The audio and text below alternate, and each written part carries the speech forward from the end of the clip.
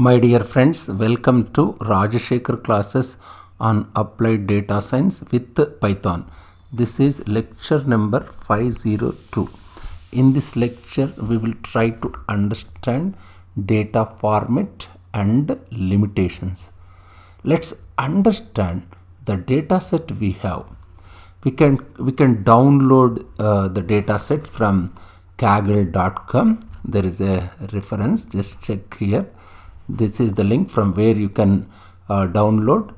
Just this is I request all of you to refer this particular blog. Actually, I am building these particular lectures from this particular blog, Facebook friend recommendation using graph mining by Sweta Padmadas. Actually, she is a data scientist. Yes, Sweta Padmadas, 22 years old data scientist.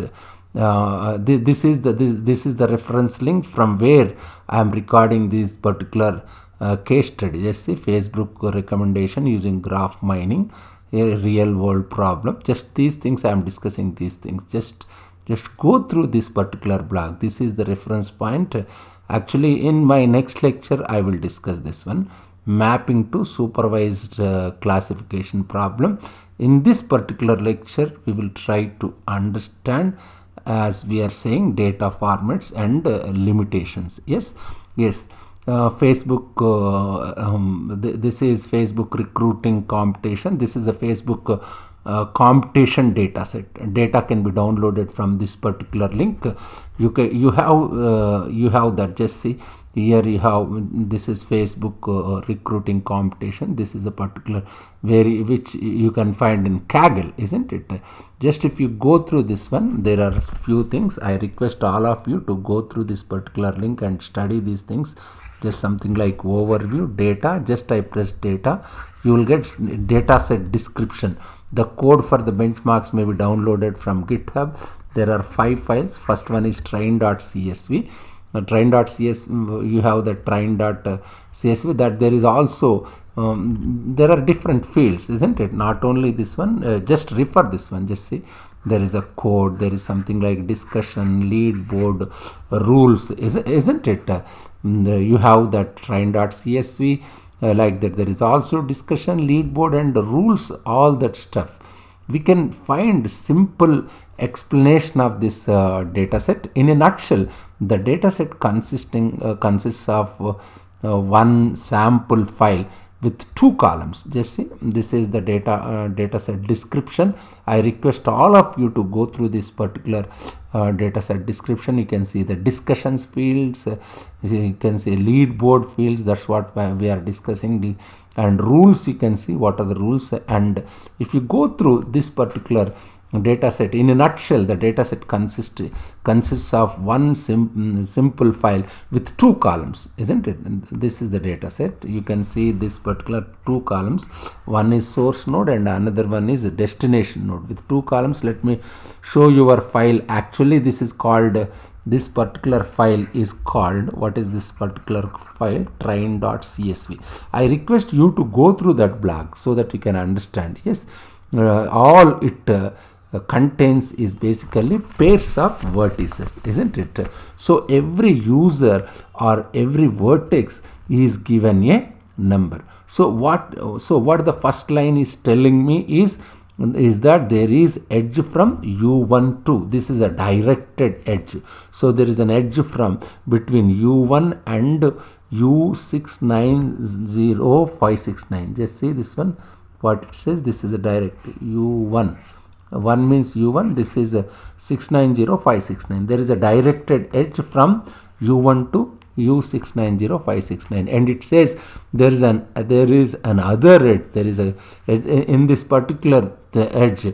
This u1 is called as source and u690569 is a destination. There is an edge between u1 and u690569, isn't it? Yes. This is first one is u1 is referred to as source node, because if you look at this directed edge, u1 is source and u690569 is the destination. So literally what we are given pairs of source and destination are basically pairs of vertices. Just see what is this is u1 is a source. From u1 source, what are the destinations? Different destinations are, just see, this is first destination, second, third, isn't it? First, second, third, that's what it says, isn't it? u1 is following which one? u1 is following u6 90569. u1 is also following u31 5892. u1 is following u1892226, isn't it? Similarly, what about u2? This is about u1. What about u2? Just see, u2 is following, u2 will be following a bunch of people. You can see that bunch of people. If you notice, what they have done is all the edges that originated from 1, all the directed edges originated from 1, that is u1, are first listed. All the edges originated from 2, that is user 2, are listed here. All the edges originated from 3, just see, originated from 3 are listed here, and all the edges originated from 4 are also listed here, so on and so forth. So first they will finish all the edges that starts from 1, that is u1, then all the edges that starts from u2, all the directed edges, and so on so forth. Now actually, if you observe carefully, there are actually, just see, there are 1862220, isn't it? 1862220, 1.86 million users or vertices or nodes that we have in our directed graph. Fairly sensible, sensible and reasonable, and the number of edges we have directed edges is 9437520. I can say it's 9.43 million edges, directed edges from edges, of course. So this is the scale of the data set. So this is fairly reasonably large sized graph and fairly real world graph. Facebook is putting out a competition. This is purely graph based link prediction problem. We are just given one snapshot of data at time t. Given all the edges information at time t, in the real world you would have the links at various times, because as network grows, people are following new friends. This network is actually very dynamic in the real world, because today this graph is very dynamic and changing in the real world. But as far as this competition is concerned, Facebook just gave a snapshot of the graph at one single time, and there are some constraints because of this, because we don't understand how the graph is evolving over time. Imagine if somebody gives me the graph at gt, at time t gt, and graph at 1 week later, that gt plus 7 and gt plus 30. If somebody gives me evaluation of this graph, because graph itself is changing, there may be new users are joined, new edges may be formed. So all that is very useful information that you will have. We have snapshot of data at one instant of time. We don't have a graph which evolves over time.